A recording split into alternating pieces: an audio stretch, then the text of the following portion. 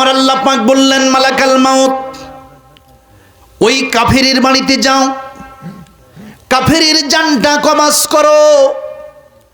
মালাকাল মাউত সঙ্গে সঙ্গে একদল আযাবের ফেরেশতা আর ওই যে দুইজন ফেরেশতা আছে না, এই দুইজন ফেরেশতা সহ কাফেরের বাড়ির দরজায় গিয়া কোনো আওয়াজ নাই, সালাম নাই, ডাইরেক্ট কাফেরের চোখের সামনে ভয়ঙ্কর ব্যামূর্তি আকৃতি ধারণ করে ফেললেন।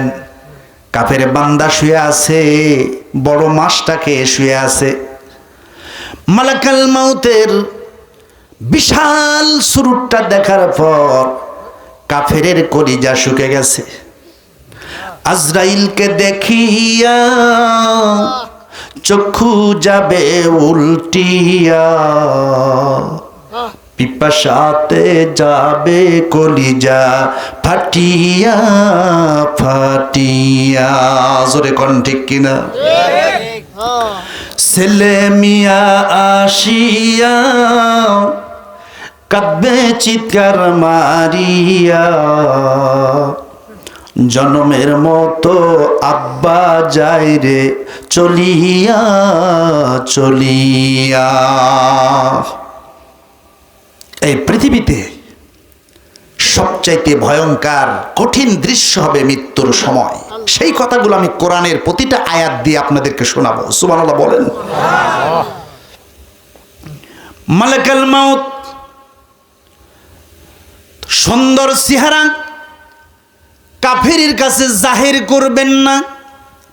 ভয়ঙ্কর চেহারাটা দেখে কাফের ব্যক্তি পেশাব করে ফেলবে, পায়খানা করে ফেলবে, কলিজা শুকে যাবে।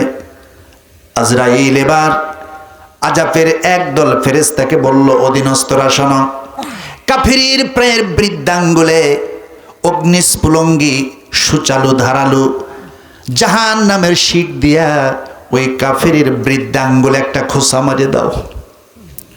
কাফেরের পশমে পশমে যখন জাহান্নামের সুই দিয়া খোঁচা মারা হবে, সঙ্গে সঙ্গে তার ভিতরে রুহুটা প্রতিটা পশমের গোড়ায় গোড়ায় পালানোর চেষ্টা করবে।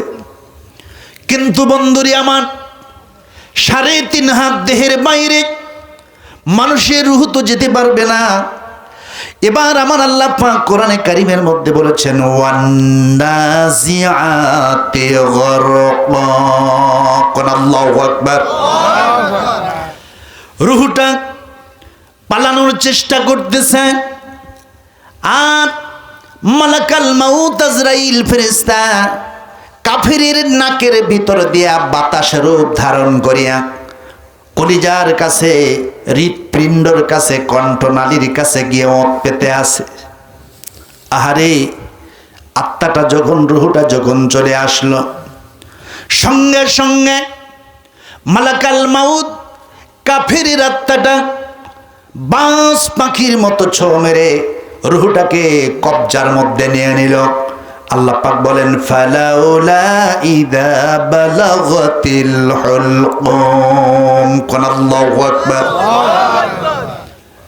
মালাকাল মাউত কাফেরের জানটা কণ্ঠাগত করে ফেললেন, কবজার মধ্যে ধরে ফেললেন। ফেলার পরে কি হলো ভালো করে শোনেন।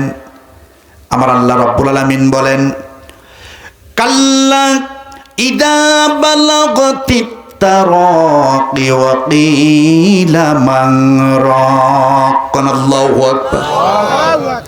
আল্লাহ পাক বলেন, কখনো না ও কাফেরের গোষ্ঠী, সারাটা জীবন তুমি আল্লাহর নাফরমানি করছো, জীবনে কোনোদিন আল্লাহকে সেজদা করো নাই।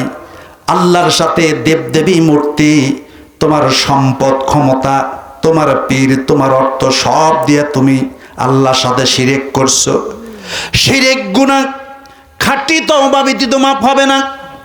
সেই জন্য নবী শিক্ষা দিয়েছেন, প্রত্যেক ফরজ নামাজের পর বান্দা যায় নামাজে বসে যখন 20 বার করে খাঁটি দিলে তওবা পড়বে। নবী বলেছেন, আত্তাইবু মিনায-যামবি কামাল্লা যামবালাহ। সুবহানাল্লাহ বলেন। যখন বান্দা ফরজ নামাজের পর যাই নামাজের মধ্যে বসে বসে 20 বার খাঁটি দিলে তওবা করবে, জহর থেকে আসর পর্যন্ত মুখের গুনাহ, চোখের গুনাহ, হাতের গুনাহ, হৃদয়ের গুনাহ, অঙ্গ প্রত্যঙ্গের গুনাহ, নফসের গুনাহ খাঁটি দিলে তওবা করার সাথে সাথে আল্লাহ রাব্বুল আলামিন বান্দাকে মাসুম করে দেয়।